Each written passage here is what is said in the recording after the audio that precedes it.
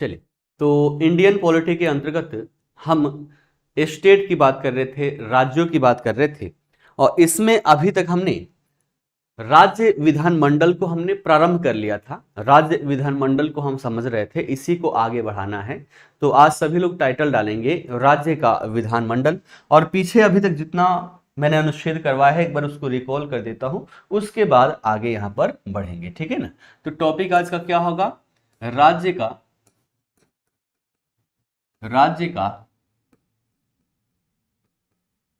विधान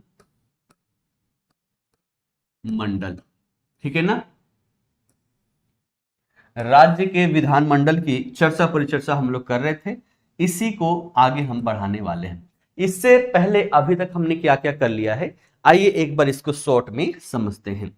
इसके अंतर्गत सबसे पहले हमने अनुच्छेद 168 की बात की थी, ठीक है ना।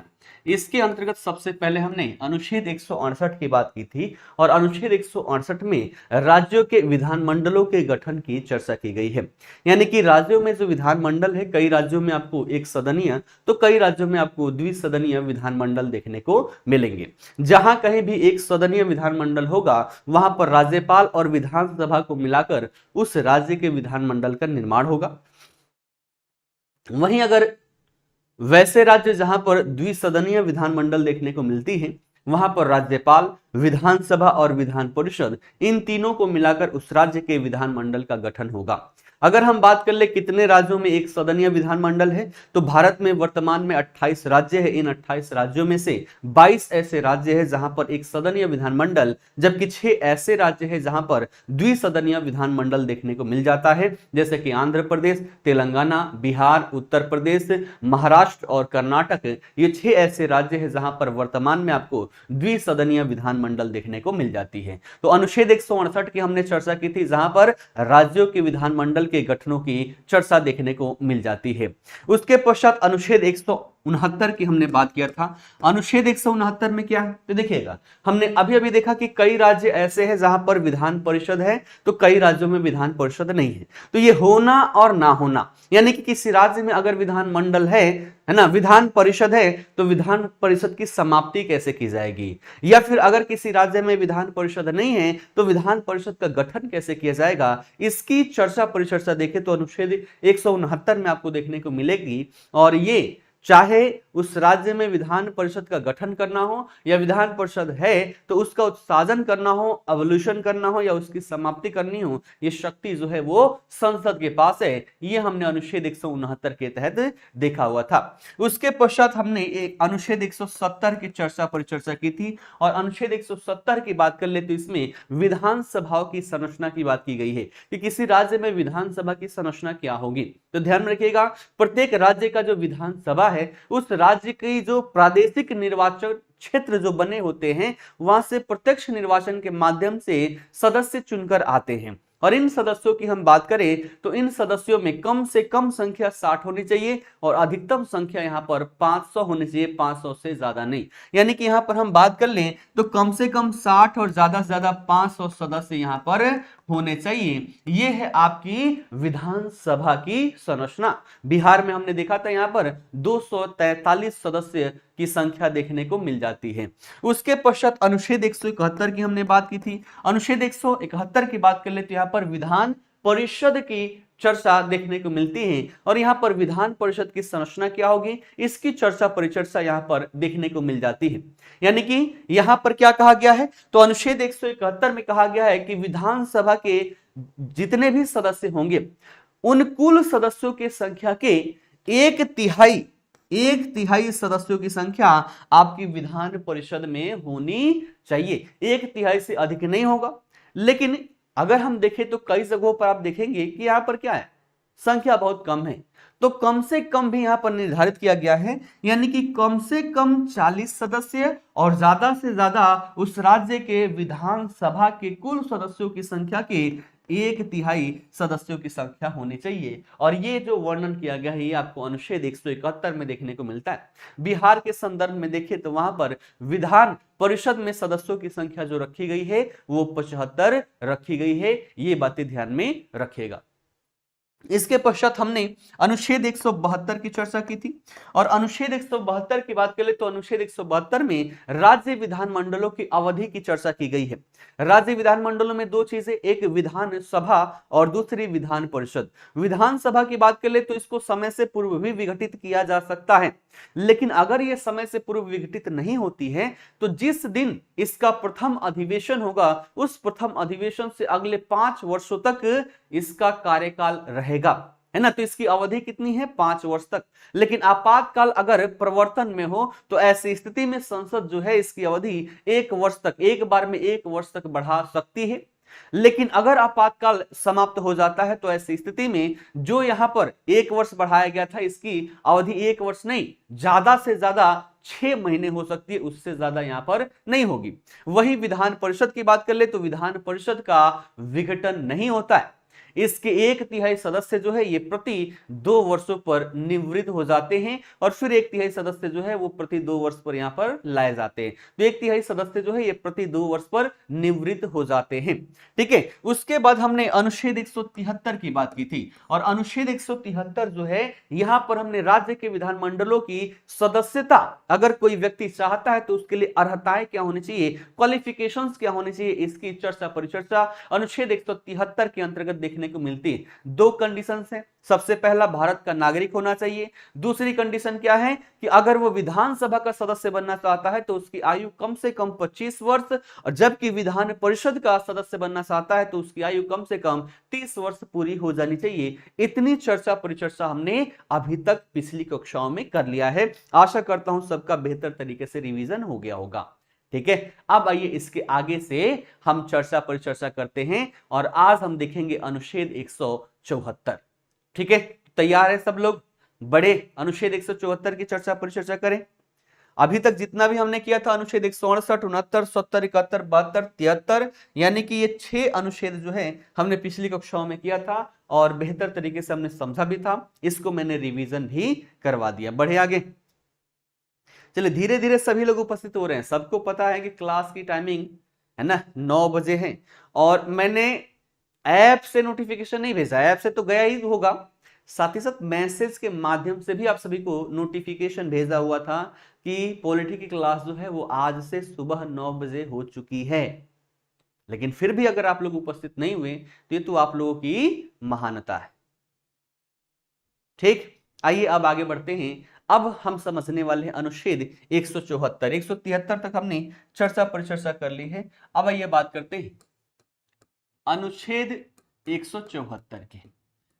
एक एक अनुच्छेद, एक भी अनुच्छेद मैंने नहीं छोड़ा है, एक एक अनुच्छेद आप सभी को बेहतर तरीके से डिस्क्राइब किया है। भले ही संविधान का पुस्तक पढ़ के आप लोगों को समझ में नहीं आता होगा, लेकिन मैंने इतना डिटेल में पढ़ाया है कि सब कुछ आप सभी को बेहतर तरीके से समझ में आ रहा होगा।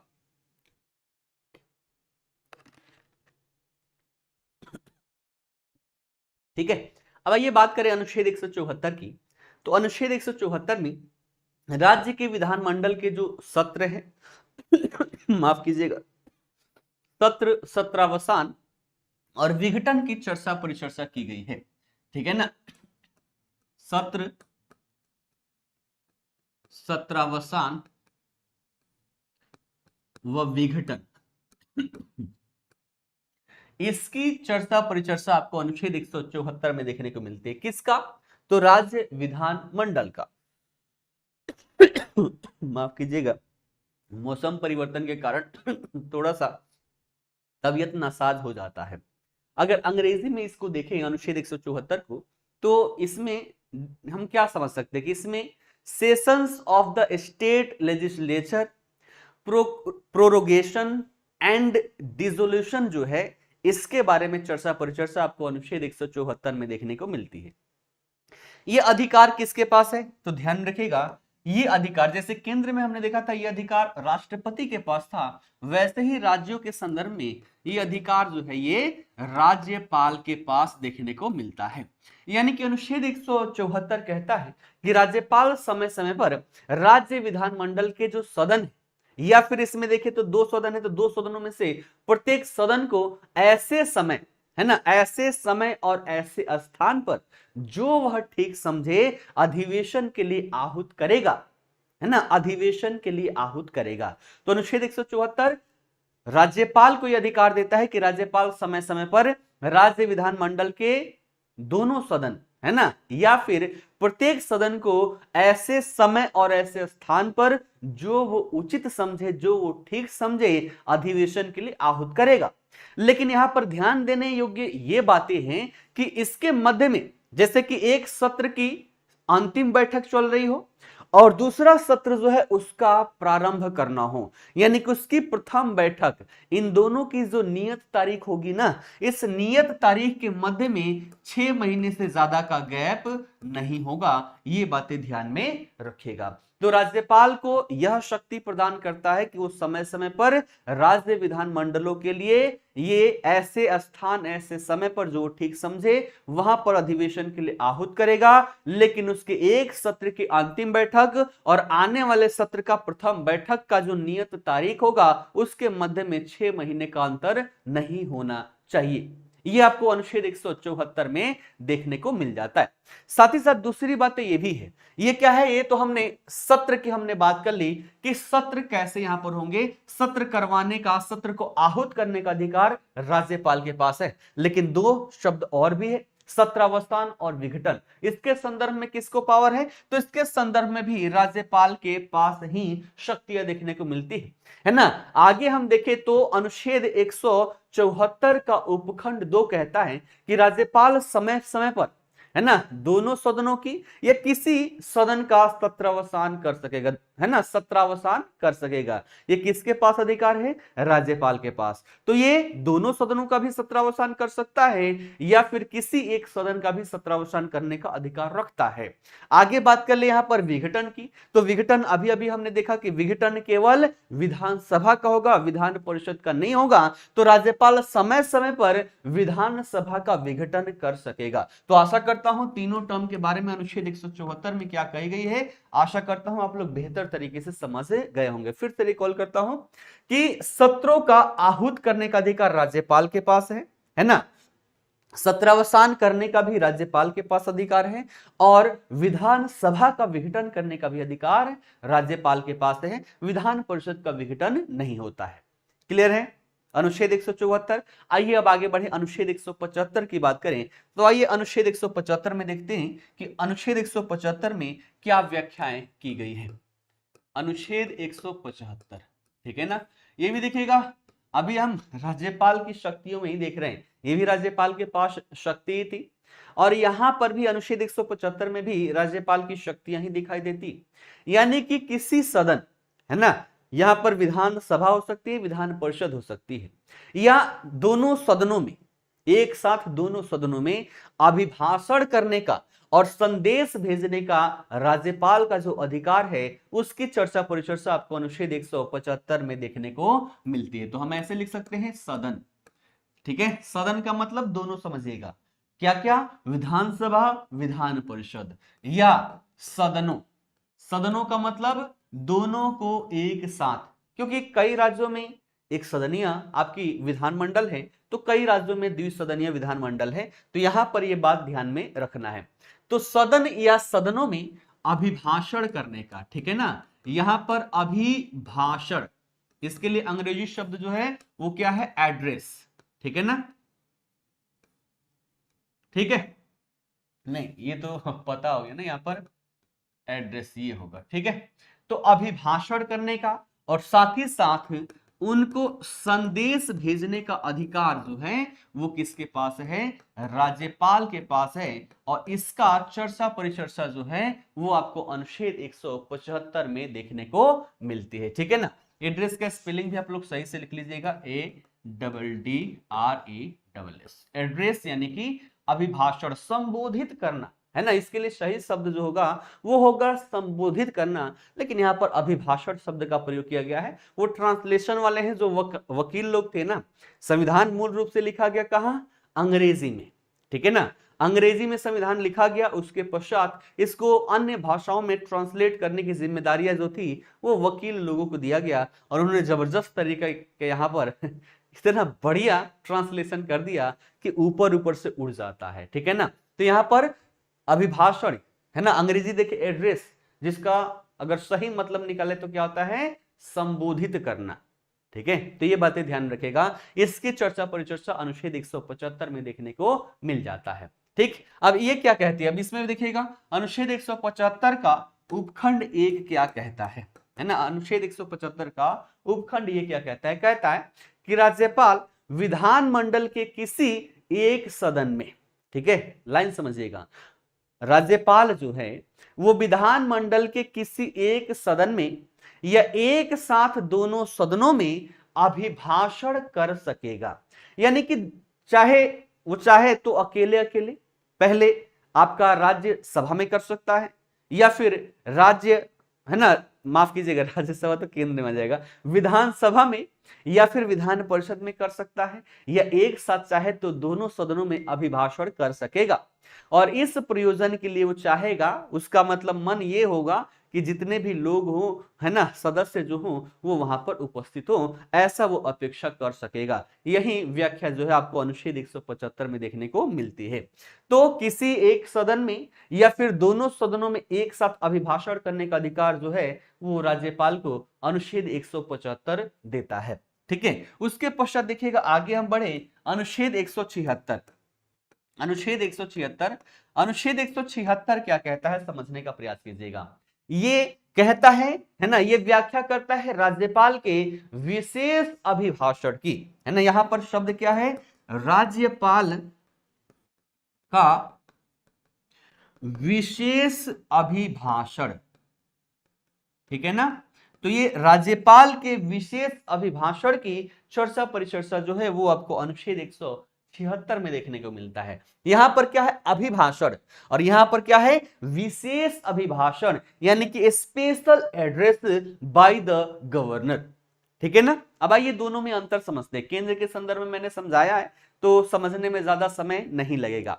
विशेष अभिभाषण कब कहेंगे, जैसे मान लीजिए अभी जो हमारी यहां पर विधानसभा थी, है ना, विधानसभा थी, तो विधानसभा का विघटन हो गया, और विघटन होने के पश्चात क्या हुआ, यहां पर चुनाव हुआ। तो विघटन होने के पश्चात चुनाव हुआ, और चुनाव के पश्चात जो पहला सत्र होगा, है ना, पहला सत्र होगा, यहां पर जो राज्यपाल अपना अभिभाषण देगा वही क्या कहलाएगा, विशेष अभिभाषण। क्या कहलाएगा, विशेष अभिभाषण,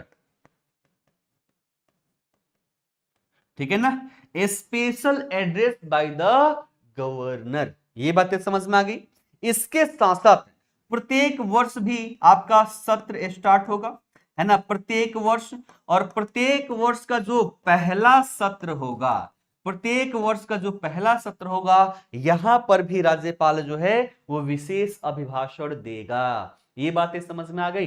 तो विशेष अभिभाषण और अभिभाषण, अभिभाषण ये कभी भी कर सकता है, लेकिन विशेष अभिभाषण क्या है, तो जब विधानसभा का यहाँ पर है ना, विधानसभा का चुनाव हो चुका है और जब उसका पहला सत्र होगा विधानसभा का, तो वहां पर इसके द्वारा विशेष अभिभाषण दिया जाएगा। या फिर प्रत्येक वर्ष का जो पहला सत्र होगा तो पहले सत्र में ये क्या करेगा, अभिभाषण देगा, और साथ ही साथ इस सत्र के आह्वान का जो कारण है, जो उद्देश्य है, इन उद्देश्यों के बारे में उसको बताएगा। ये बातें समझ में आ गई। यही व्याख्या जो है आपको अनुच्छेद 176 में देखने को मिल जाता है। ये है राज्यपाल का विशेष अभिभाषण। यहां तक क्लियर है सबको, एक बार सभी लोग बताइए, फिर आगे बढ़ते हैं।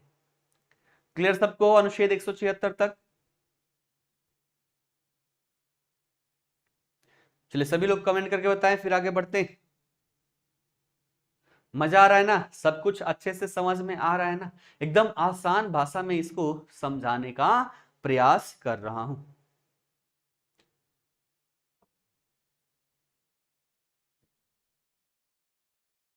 चलिए क्लियर है। अब आइए आगे बढ़ते हैं, अनुच्छेद 177 की बात करते हैं। अनुच्छेद 177, अनुच्छेद 177 किससे संबंधित है, ठीक है। तो विभिन्न प्रकार के, जैसे हमने केंद्र के संदर्भ में देखा था वैसे ही राज्यों के संदर्भ में भी है कि जो हमारे सदन है, चाहे यहां पर विधानसभा हो या विधान परिषद हो, इनमें मंत्रियों और जो राज्य का महाधिवक्ता है ना, हम ऐसे लिखेंगे इसको कि सदनों के संदर्भ में, सदनों के संदर्भ में मंत्रियों और महाधिवक्ता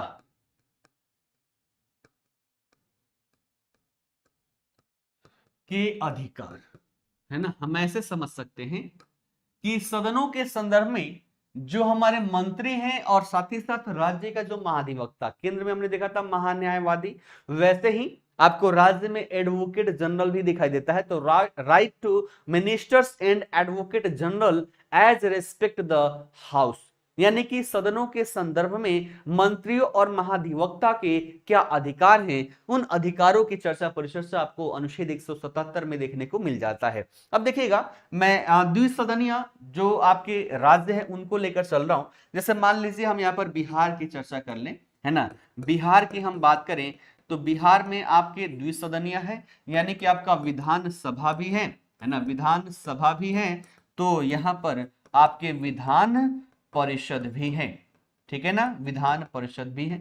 अब बात कर ले मंत्रियों की। महाधिवक्ता क्या है, तो यहां पर राज्य सरकार जो है कानूनी सलाह इससे लेती है, तो कानूनी सलाह ये देने वाला व्यक्ति है। और मंत्रियों की बात कर ले तो ये अलग से ही सारे कार्य ये करते हैं, कार्य प्रणाली इनके द्वारा ही यहां पर करवाई जाती है, ठीक है।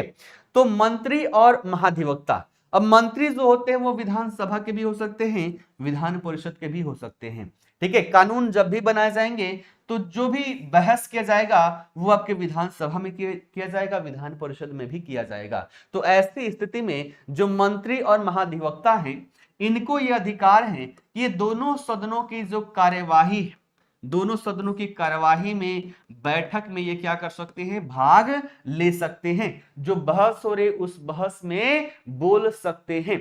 तो दोनों सदनों की जो कार्यवाही है ना, वहां पर ये बोल भी सकते हैं, कार्यवाहियों में भाग भी ले सकते हैं, लेकिन अनुच्छेद 177 के तहत इनको मत देने का अधिकार नहीं है। अब मान लीजिए कोई यहां पर, हम शिक्षा मंत्री की हम बात कर लें कि कोई व्यक्ति यहां पर शिक्षा मंत्री है, शिक्षा मंत्री होने के साथ साथ ये विधान परिषद का सदस्य है ना, और शिक्षा को लेकर बहुत चल रही विधानसभा में, तो यह व्यक्ति यहां पर भी उपस्थित है ना, यहां पर ये बोल भी सकता है शिक्षा को लेकर, इस कार्यवाही में भाग लेने का अधिकारी है तो भाग भी लेगा। लेकिन यहां पर जब मत होगा ना, तो यहां पर ये मत देने का अधिकारी नहीं होगा, क्योंकि वो इस सभा का सदस्य नहीं है। ये बातें ध्यान में रखिएगा। उससे संबंधित कोई कानून सलाह चाहिए तो चाहे वो विधानसभा में बहस चल रही हो या विधान परिषद में बहस चल रही हो, यहाँ पर महाधिवक्ता जाएगा, अपना कानूनी सलाह देगा, है ना, बोलेगा, बताएगा, लेकिन मत देने का अधिकारी नहीं होगा। यही व्याख्या जो है आपको अनुच्छेद 177 में देखने को मिल जाती है।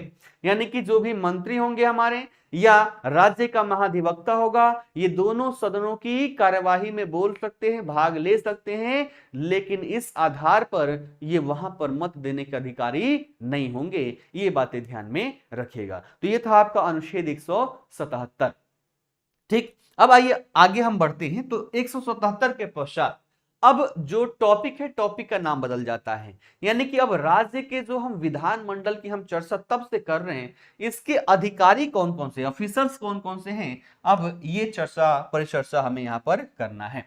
तो अगला टॉपिक हमारा क्या होगा, राज्य के जो विधानमंडल है, ठीक है ना, विधानमंडल के अधिकारी कौन कौन से हैं, ऑफिसर्स कौन कौन से हैं, इनकी चर्चा परिचर्चा देखें तो अब आपका अनुच्छेद 178 से देखने को मिल जाता है। आइए एक एक अनुच्छेदों की चर्चा परिचर्चा करते हुए चलते हैं। सबसे पहला अनुच्छेद 178। अनुच्छेद 178 जो है इसमें किसकी व्याख्या है, तो ध्यान रखिएगा। सबसे पहले जो हमारा यहाँ पर विधानसभा है, क्योंकि विधानसभा सभी राज्यों में है, तो सबसे पहले विधानसभा, विधानसभा की चर्चा जो है वो आपको अनुच्छेद 178 में देखने को मिलती है। और विधानसभा में आपको अध्यक्ष, है ना, और साथ ही साथ उपाध्यक्ष जो हैं ये अधिकारी यहाँ के होते हैं। तो इनकी चर्चा परिचर्चा जो है वो आपको अनुच्छेद 178 में देखने को मिल जाती है। अनुच्छेद 178 क्या कहता है समझने का प्रयास कीजिएगा। जैसे मान लीजिए विधानसभा का विघटन हो चुका था, फिर यहाँ पर निर्वाचन हुआ और निर्वाचन के पश्चात फिर से विधानसभा का गठन किया गया है। तो अनुच्छेद 178 कहता है कि प्रत्येक राज्य की जो विधानसभा होगी वो यथाशीघ्र अपने सदस्यों में से, है ना, अपने सदस्यों में से, कहां के सदस्यों में से, तो विधानसभा के सदस्यों में से जो 2 सदस्य होंगे, है ना, इन सदस्यों में से 2 सदस्य को चुनेगी। और ये 2 सदस्य किस रूप में चुनेगी, तो एक अध्यक्ष के रूप में और एक उपाध्यक्ष के रूप में, है ना। तो अनुच्छेद 178 कहता है कि प्रत्येक राज्य की विधानसभा जो है वो यथाशीघ्र अपने 2 सदस्यों को अपना अध्यक्ष और उपाध्यक्ष के रूप में चुनेगी। और साथ ही साथ इसमें यह भी व्याख्याएं की गई है कि जब जब इनका पद रिक्त होगा, यानी कि अध्यक्ष का पद रिक्त हो या उपाध्यक्ष का पद रिक्त हो, यथाशीघ्र वो क्या करेगी, तो अन्य सदस्यों को इस पद पर नियुक्त करेगी। तो यहां पर अध्यक्ष उपाध्यक्ष चुनने का अधिकार जो है वो उस राज्य के विधानसभा के अंतर्गत है। यही अपने सदस्यों में से 2 सदस्यों में से एक को अध्यक्ष और दूसरे को उपाध्यक्ष के रूप में चुनेगी। यही व्याख्या आपको अनुच्छेद 178 में देखने को मिल जाती है। अब बात कर ले कि इन अध्यक्ष उपाध्यक्ष का पद मान लीजिए रिक्त हो गया, तो फिर कौन काम करेगा, है ना, इन सब की भी चर्चा परिचर्चा हम करें।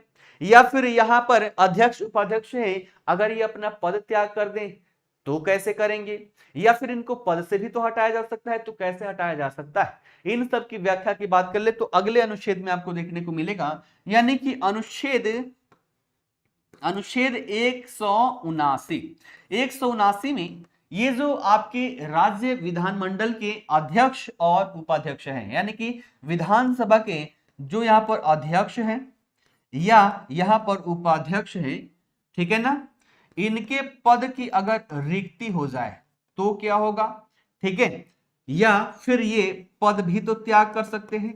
पद त्याग कैसे कर सकते हैं, या फिर इनको पद से कैसे हटाया जा सकता है, इन सब की चर्चा परिचर्चा की हम बात करें तो ये आपको अनुच्छेद 179 में देखने को मिलता है। अब आइए व्याख्या करते हैं अनुच्छेद 179 क्या कहता है। ठीक, सबसे पहली बात कि कब इसके पद को हम रिक्त समझेंगे, ठीक है, समझिएगा। अनुच्छेद 179 कहता है कि विधानसभा का अध्यक्ष या उपाध्यक्ष के रूप में अगर कोई सदस्य है, चूंकि सदस्य ही चुने जाएंगे, व्यक्ति शब्द का यहां पर प्रयोग नहीं होगा, सदस्य शब्द का यहां पर प्रयोग होगा। तो अभी अभी हमने देखा कि अध्यक्ष उपाध्यक्ष कौन होगा, तो इन्हीं में से कोई सदस्य जो होगा, 2 सदस्यों में से एक को अध्यक्ष और दूसरे को उपाध्यक्ष चुन देगी, कौन, विधानसभा। तो अनुच्छेद 179 कहता है कि कोई भी व्यक्ति जो अध्यक्ष या उपाध्यक्ष, माफ कीजिएगा व्यक्ति मैंने कहा, ऐसे समझिएगा, कोई भी सदस्य जो अध्यक्ष या उपाध्यक्ष के पद पर है, अगर वो विधानसभा का सदस्य नहीं रह जाता है तो वो अपना पद क्या कर देगा, रिक्त कर देगा।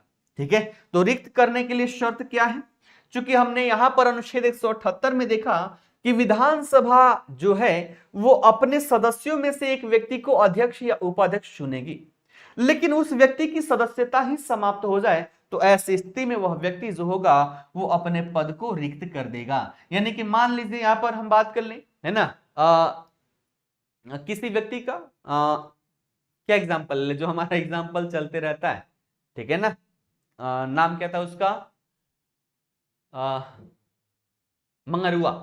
ठीक है, मान लीजिए मंगरुआ को हमने विधानसभा का अध्यक्ष चुन लिया, क्यों, क्योंकि वो किसी क्षेत्र से विजयी होकर आया था, वहां का सदस्य था, लेकिन मंगरुआ की सदस्यता ही समाप्त हो गई, तो क्या करेगा, जैसे ही इसकी सदस्यता विधानसभा से समाप्त होगी, अपने अध्यक्ष के पद को ये रिक्त कर देगा। पहली व्याख्या, ये बातें समझ में आ गई। तो रिक्त कैसे होगा। दूसरी बातें, अगर मंगरुआ को मन कर दिया कि नहीं नहीं, हम अध्यक्ष के पद पर तो हैं, लेकिन अब हमें अध्यक्ष के पद पर नहीं रहना, है ना, उसके दिल पर बात आ गई कि हमें अध्यक्ष के पद पर नहीं रहना, तो ये क्या कर सकेगा, तो ये अपना पद त्याग कर सकेगा। तो पद त्याग कैसे करेगा, तो ध्यान रखिएगा, अगर मंगरुआ अध्यक्ष है और यहां पर दूसरा व्यक्ति यहां पर उपाध्यक्ष है, तो मंगरुआ अगर अध्यक्ष है तो अध्यक्ष को जब भी पद त्यागना होगा तो वो उपाध्यक्ष को हस्ताक्षर सहित लेख के माध्यम से संबोधित करके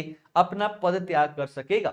लेकिन अगर यहां पर बात करें कि उपाध्यक्ष को अगर पद त्याग करना हो तो एकदम बिल्कुल इसके उलट है। अगर उपाध्यक्ष को अपना पद त्याग करना हो तो वो अध्यक्ष को अपने हस्ताक्षर सहित लेख के माध्यम से संबोधित करके अपना पद त्याग कर सकता है। ठीक है, ये दूसरी बात है। पहली बात है हमने रिक्ति के संदर्भ में देखा कि अगर कोई सदस्य जो अध्यक्ष के पद पर था और उसकी विधानसभा की सदस्यता समाप्त हो जाती है तो वो अपना अध्यक्ष का पद रिक्त कर देगा। दूसरा, अगर कोई व्यक्ति अध्यक्ष या उपाध्यक्ष के पद पर है तो वो अपना पद भी त्याग कर सकता है। अगर अध्यक्ष है तो उपाध्यक्ष को हस्ताक्षर सहित लेख के माध्यम से संबोधित करके, या उपाध्यक्ष पद पर है तो वो अध्यक्ष को अपने हस्ताक्षर सहित लेख के माध्यम से संबोधित करके अपना पद त्याग कर सकता है। अब तीसरी बात यहां पर क्या है कि पद से हटाया जाना। पद से कैसे हटाया जाएगा, है ना। मान लीजिए इसके द्वारा कार्य सही से नहीं किया जा रहा है तो इसको पद से भी तो हटाएंगे। तो पद से हम कैसे हटा सकते हैं, तो ध्यान रखिएगा, विधानसभा के तत्कालीन समस्त सदस्यों के बहुमत द्वारा पारित संकल्प के माध्यम से हम इसको इसके पद से हटा सकते हैं।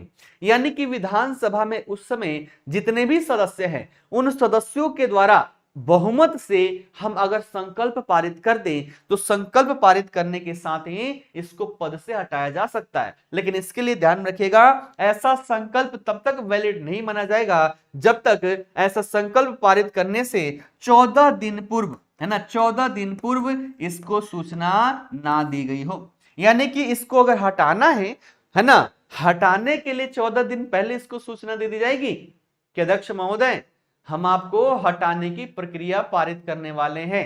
तो पहले 14 दिन पूर्व सूचना देंगे, उसके पश्चात हम बहुमत से संकल्प पारित करेंगे और इसके माध्यम से इसको अध्यक्ष के पद से हटाया जाएगा।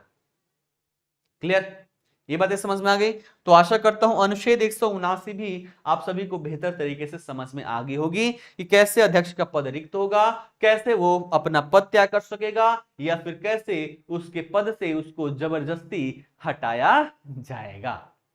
ठीक है, आइए आगे बढ़े। अब देखिएगा, यहीं से अगला अनुच्छेद हम जोड़ देते हैं। ठीक है ना, अनुच्छेद 179 में हमने देखा कि पद की रिक्ति हो गई। तो मान लीजिए अध्यक्ष का पद रिक्त हो गया, है ना, तो इसका काम कौन करेगा। या फिर उपाध्यक्ष का भी पद रिक्त हो गया, अध्यक्ष का तो पद रिक्त ही है लेकिन इसके साथ साथ उपाध्यक्ष का भी पद रिक्त है। तो ऐसी स्थिति में कौन व्यक्ति यहां पर अध्यक्षता करेगा, इन सब के बारे में भी जानना आवश्यक हो जाता है। ठीक है, हमने इसको हटा दिया तो हटाने पर भी पद की रिक्ति हो गई, या फिर एक खुद अपने पद का त्याग कर दिया तब भी पद की रिक्ति हो गई।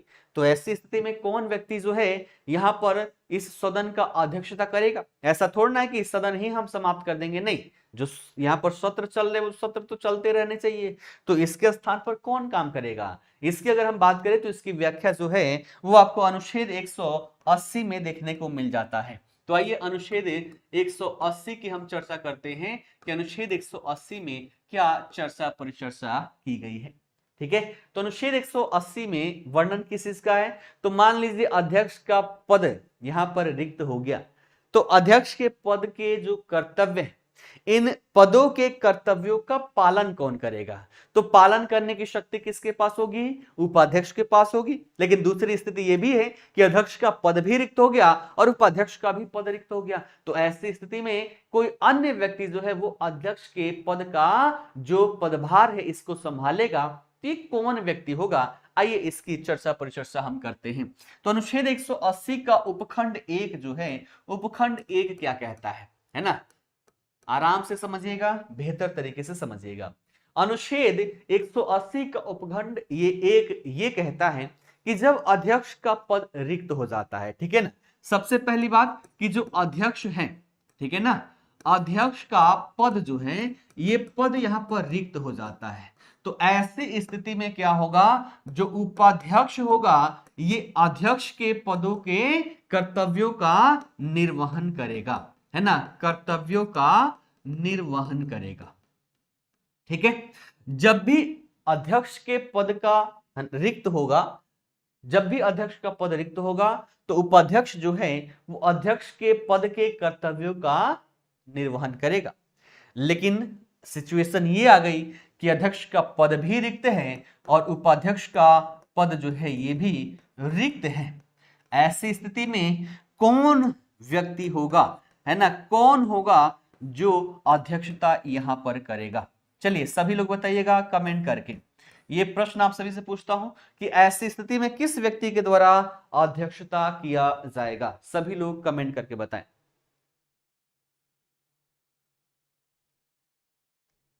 अच्छा मोहित जी लेट हो गए, लेट नहीं होना चाहिए। चलिए पटना से आ गए ना माता जी, ठीक है ना?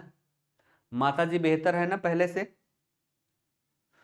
प्रिंस जी बोल रहे हैं कि स्कूल जा रहे हैं इसलिए आगे क्लास बाद में रिकॉर्डिंग देखेंगे। बिल्कुल बिल्कुल, है ना, शिक्षक हैं आप तो अपने कर्तव्यों का निर्वहन कीजिए, है ना, पढ़ा के आइए फिर पढ़िएगा।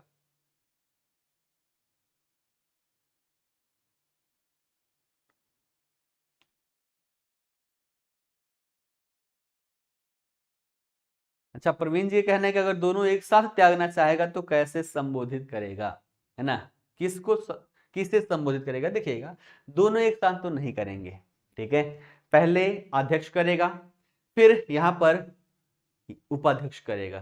तो अभी अध्यक्ष है तो उपाध्यक्ष पद त्याग सकता है, लेकिन अध्यक्ष है ही नहीं तो उपाध्यक्ष किसको संबोधित करेगा? तो वो वेट करेगा, भाई हमें भी जाना है, जल्दी से हमारा ला दो हम भी जाएं।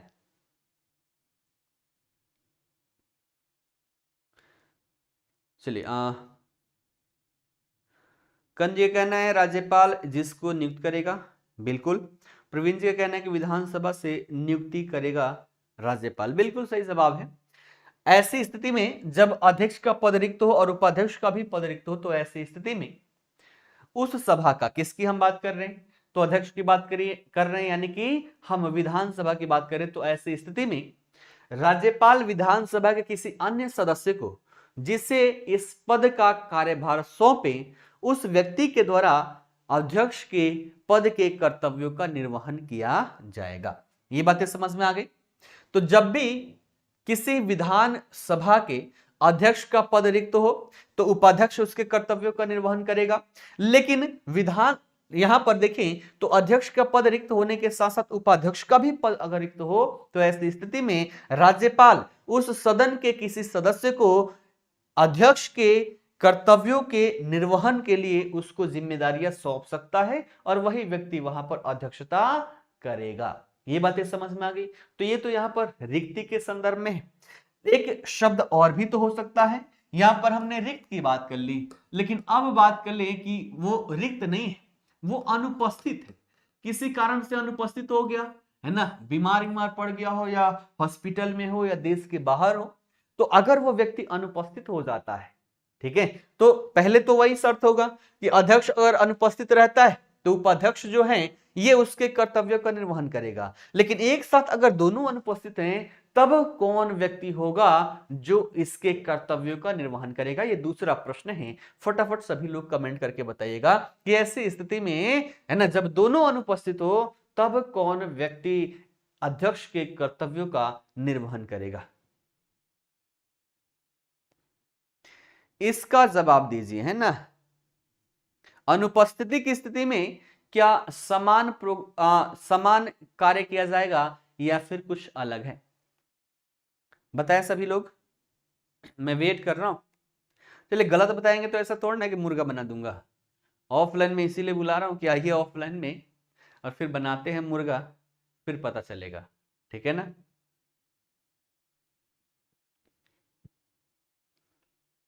चलिए बताइए इसका सही उत्तर क्या होगा? राज्यपाल जिसकी नियुक्ति नहीं, मेंबर्स तय करेंगे। चलिए कर्ण जी का बिल्कुल सही जवाब है, ठीक है ना। जब अनुपस्थिति का सिचुएशन आ जाए, जब अध्यक्ष अनुपस्थित हो तो उपाध्यक्ष इसके कर्तव्य का निर्वहन करेगा।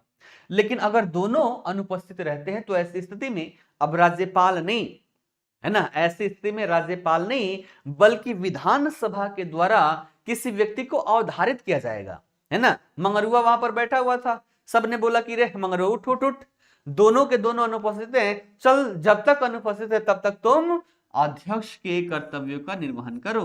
तो ऐसी स्थिति में मंगरुआ जो है वो अध्यक्ष का कार्य करेगा। ये बातें समझ में आ गई। तो जब रिक्त हो तब शक्ति किसके पास है? तब शक्ति है राज्यपाल के पास। लेकिन जब अनुपस्थित हो तब शक्ति किसके पास है? तो विधान सभा के पास। ठीक है ना, ये बातें ध्यान में रखिएगा। ये यहां से प्रश्न आप सभी से पूछकर आपको कंफ्यूजियाई जाई सकती है। ठीक है ना, क्लियर? ये बातें समझ में आ गई। आइए आगे बढ़े। अब अनुच्छेद 181 की हम यहां पर बात कर रहे हैं, है ना। 181 में क्या है देखिएगा, जैसे कि अभी हमने देखा कि अनुच्छेद 179 में अध्यक्ष जो है इसके पद की रिक्ति भी हो सकती है, वो पद त्याग भी सकता है या इसको पद से हटाया जा सकता है। पद से हटाने के लिए 14 दिन पूर्व, है ना, यहां पर क्या किया जाता है? तो सूचना दिया जाता है।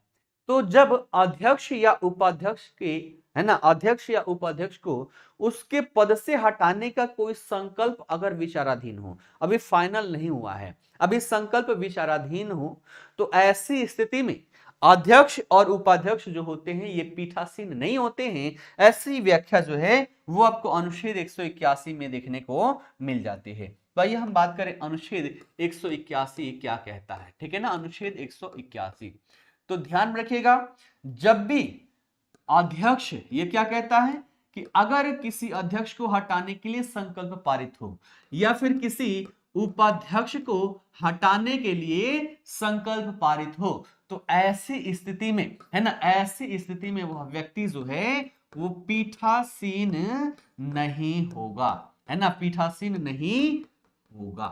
ठीक है, ये बातें समझ में आ गई। आइए इसको थोड़ा सा विस्तारित करते हैं, तब जाके आपको यहां पर समझ में आएगा। जैसे कि अभी तक सदन में क्या चल रहा था? सत्र चल रहा था, है ना। सदन में क्या चल रहा था? तो सत्र चल रहा था। अभी किसकी बात कर रहे हैं? तो अध्यक्ष की बात कर रहे हैं, यानी कि कौन सा सदन होगा? तो ये आपका विधान सभा होगा। ठीक है ना, विधान सभा होगा। तो विधान सभा में सदन में सत्र चल रहा था, यहां पर कोई व्यक्ति था, कोई सदस्य था जो अध्यक्षता कर रहा था, है ना, जो अध्यक्षता कर रहा था। तो ऐसी स्थिति में इसको हटाने के लिए अगर कोई संकल्प विचाराधीन है, तो ऐसी स्थिति में वह व्यक्ति उस सत्र का अध्यक्षता नहीं करेगा, यानी कि वो वहां का पीठासीन अधिकारी नहीं होगा। अधिकारी जो था, ऑफिसर था, ऑफिसर के रूप में नहीं होगा, है ना। अगर उपाध्यक्ष पर ऐसा कार्य चल रहा है तो वह व्यक्ति वहां पर पीठासीन नहीं होगा। ये बातें ध्यान में रखिएगा। तो ऐसी स्थिति में इसके पास क्या क्या अधिकार है ना, क्या क्या अधिकार हैं, इसकी भी व्याख्या आपको अनुच्छेद 181 में देखने को मिलता है। क्या क्या अधिकार है देखिएगा। तो जब किसी अध्यक्ष के ऊपर, है ना, उसको हटाए जाने के लिए संकल्प विचाराधीन है, तो ऐसी स्थिति में वो पीठासीन अधिकारी नहीं होगा।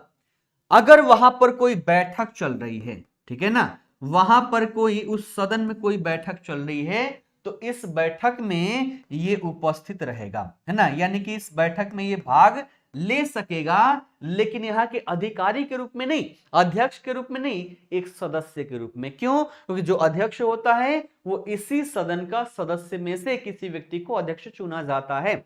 इसलिए जब यह अध्यक्ष नहीं रहेगा, जब इसके ऊपर कार्यवाही चल रही है, इसको हटाने के लिए विचाराधीन है, तो ऐसी स्थिति में अगर कोई बैठक हो रही है तो बैठक में उपस्थित होगा, है ना। और उपस्थित होने के साथ साथ ध्यान रखिएगा, जैसे हमने अभी अभी अनुच्छेद 180 देखा था, है ना, अनुच्छेद 180 का उपखंड 2 हमने देखा था, है ना। अनुच्छेद 180 का उपखंड 2 ये किससे संबंधित था? अनुपस्थिति से संबंधित था, है ना, अनुपस्थिति से, कि अध्यक्ष जो है अनुपस्थित होगा, तो ऐसी स्थिति में किसी अन्य व्यक्ति के द्वारा, जिसको विधानसभा के द्वारा नियुक्त किया जाएगा, वह व्यक्ति यहां पर अध्यक्षता करेगा। तो अध्यक्ष वहां पर बैठा हुआ है, लेकिन उसको हटाने के लिए संकल्प विचाराधीन है, तो ऐसी स्थिति में किसी अन्य व्यक्ति को वहां पर क्या किया जाएगा?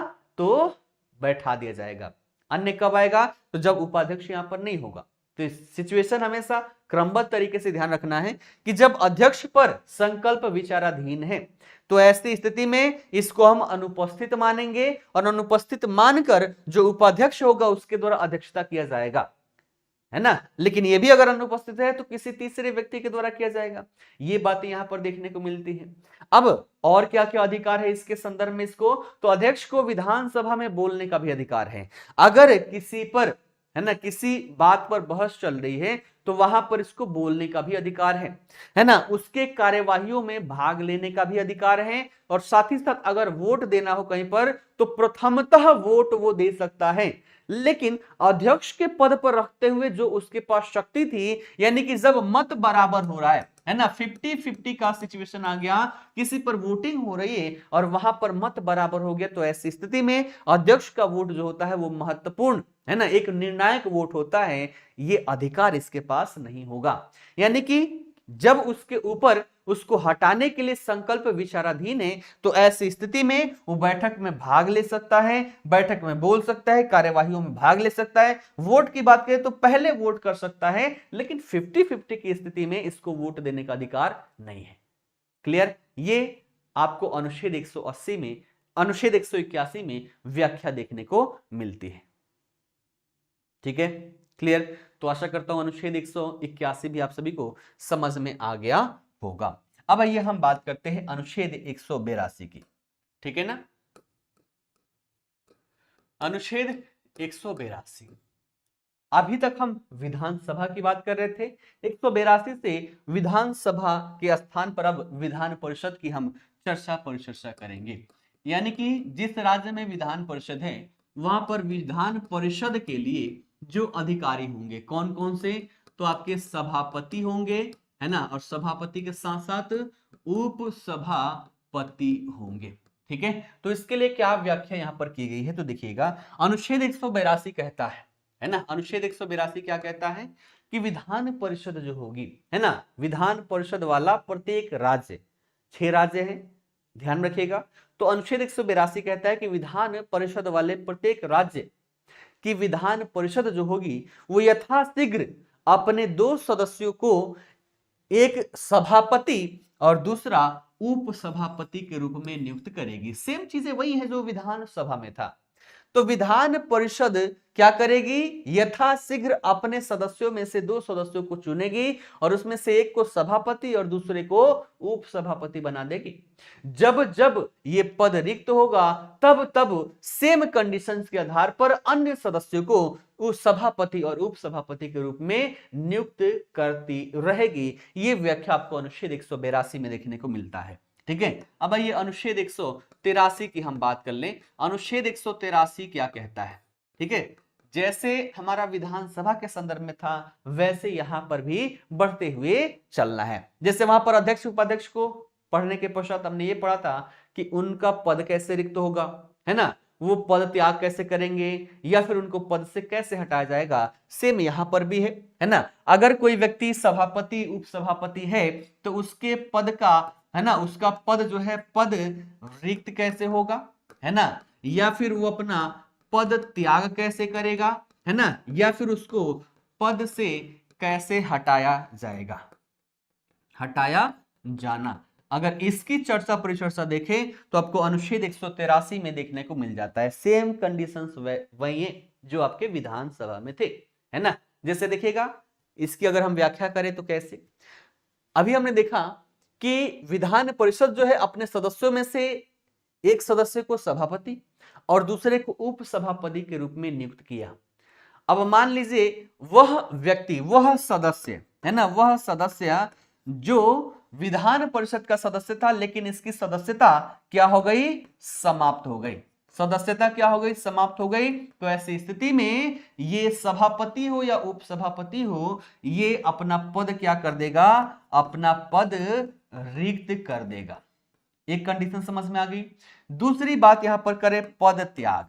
ये खुद से पद भी तो त्याग कर सकता है कि भैया हमें यहाँ पर सभापति नहीं रहना, हमें उप सभापति नहीं रहना, तो ऐसी स्थिति में यह पद भी त्याग करेगा।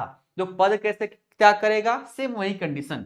अगर सभापति को अपना पद त्याग करना हो तो ये उप सभापति को अपने हस्ताक्षर सहित लेख के माध्यम से संबोधित करके अपना पद त्याग सकता है।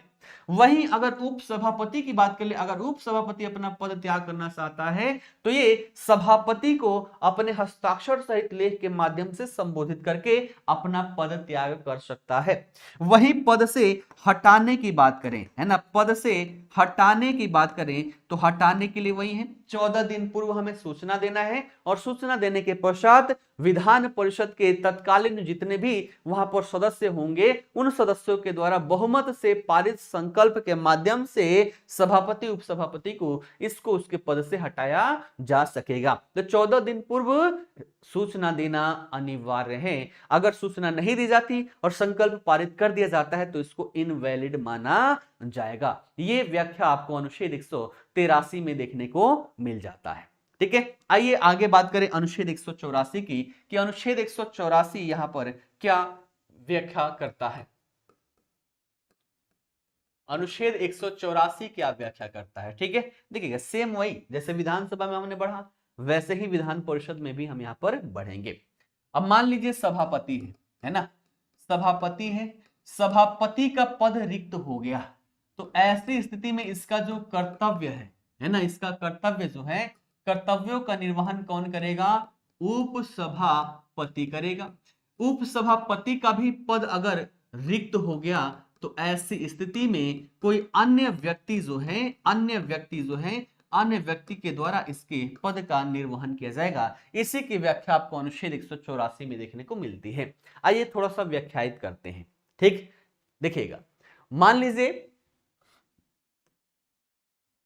विधान परिषद का कोई सदस्य सभापति है, अगर इसका पद रिक्त हो जाए, है ना, इसका पद रिक्त हो जाए तो ऐसी स्थिति में उपसभापति जो है, उपसभापति इसके कर्तव्यों का निर्वहन करेगा। पहली बात। दूसरी बात ये कि सभापति का भी पद रिक्त है और ऐसी स्थिति में उपसभापति का भी पद यहां पर क्या है, रिक्त है। तो ऐसी स्थिति में अब शक्ति किसके पास आ जाएगी, राज्यपाल के पास ये शक्ति आ जाएगी कि वो अन्य सदस्य जो है उसमें से जिस व्यक्ति को इस कार्य का करने का दायित्व सौंपे वह व्यक्ति जो है वो सभापति के कार्यों के दायित्वों का निर्वहन करेगा। ठीक है, ये बातें समझ में आ गई। तो जब सभापति का पद रिक्त हो तो उपसभापति सभापति के कर्तव्यों का निर्वहन करेगा। जब दोनों का पद रिक्त हो तो ऐसी स्थिति में राज्यपाल विधान परिषद के अन्य सदस्य को जिसे वो उचित समझे उसको कार्यभार देगा और वह व्यक्ति सभापति के कर्तव्यों का निर्वहन करेगा।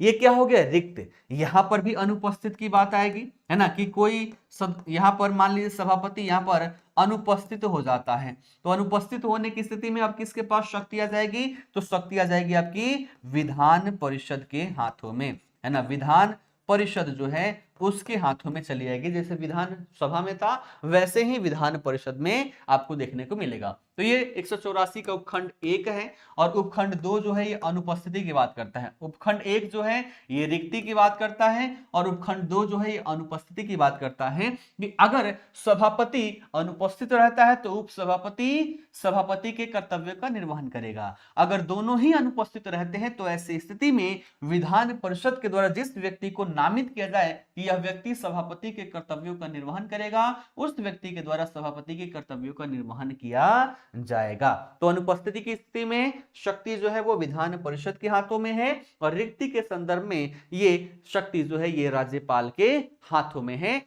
ये व्याख्या आपको अनुच्छेद 184 में देखने को मिल जाती है। ठीक है, अगला, जैसे विधान सभा के संदर्भ में हमने देखा था कि अध्यक्ष और उपाध्यक्ष के संदर्भ में अगर इनको हटाने का कोई संकल्प विचाराधीन है तो ऐसी स्थिति में ये पीठासीन नहीं होंगे। सेम टू सेम अनुच्छेद 185 में यही व्याख्या आपको विधान परिषद के संदर्भ में देखने को मिलती है। ठीक है ना, आर्टिकल 185 क्या कहता है कि यहां पर सभापति है, ठीक है ना, सभापति हो या उपसभापति हो, अगर इनको हटाने के लिए, है ना, इनको हटाने हेतु अगर कोई संकल्प विचाराधीन है तो ऐसी स्थिति में ये पीठासीन नहीं होंगे, है ना, पीठासीन नहीं होंगे। यही बातें आपको कहा तो अनुच्छेद 185 में देखने को मिल जाती है। यानी कि यह कहता है कि सभा में उपस्थित होते हुए भी ऐसी स्थिति में यह व्यक्ति, जैसे कि सभापति को हटाने के लिए कोई संकल्प विचाराधीन है, तो वह सदस्य जो है, जो पहले सभापति था, ये सभा में उपस्थित होते हुए भी पीठासीन नहीं होगा और इसके लिए अनुच्छेद 184 का उपखंड 2 जैसा व्यवहार किया जाएगा। यानी कि वह व्यक्ति यहां पर उपस्थित है, लेकिन समझा जाएगा कि अध्यक्ष जो है वो हमारा अध्यक्ष, माफ कीजिएगा, यहां पर सभापति की बात करें तो सभापति हमारा जो है वो सभापति यहां पर क्या है, अनुपस्थित है। और ऐसी स्थिति में उप सभापति के द्वारा उसके कर्तव्यों का निर्वहन किया जाएगा। ये बातें समझ में आ गई। साथ ही साथ इसके अधिकारों की बात कर ले तो चूंकि ये एक सदस्य भी है, इसलिए विधान परिषद में ये बोल भी सकता है, कार्यवाहियों में भाग भी ले सकता है, साथ ही साथ प्रथमतः ये वोट भी कर सकता है। लेकिन जब मत बराबर होने का चांस होगा, है ना, 50-50 का चांस होगा, तो ऐसी स्थिति में जो निर्णायक मत देने का जो इसका अधिकार था, ये अधिकार इसके पास नहीं रहेगा। ये व्याख्या आपको अनुच्छेद 185 में देखने को मिल जाती है। ठीक है, ये बातें समझ में आ गई? क्लियर सबको? एक बार सभी लोग बताएं।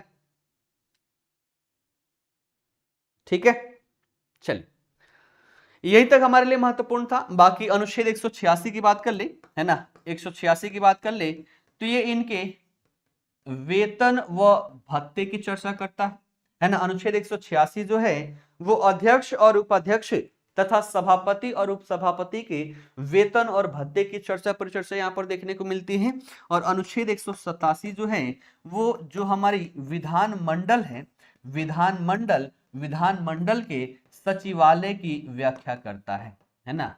विधानमंडल के सचिवालय यानी कि सेक्रेटेरिएट की चर्चा परिचर्चा यहाँ पर देखने को मिल जाती है। तो आज यहीं तक रहने देते हैं। हमने अनुच्छेद 187 तक कंप्लीट कर लिया है। इतने में अगर किसी के मन मस्तिष्क में कोई भी डाउट है तो आप सभी लोग डाउट क्लियर करवा लीजिए। चलिए, जिसके मन में जो भी डाउट हो आप सभी लोग डाउट क्लियर करवा लीजिए।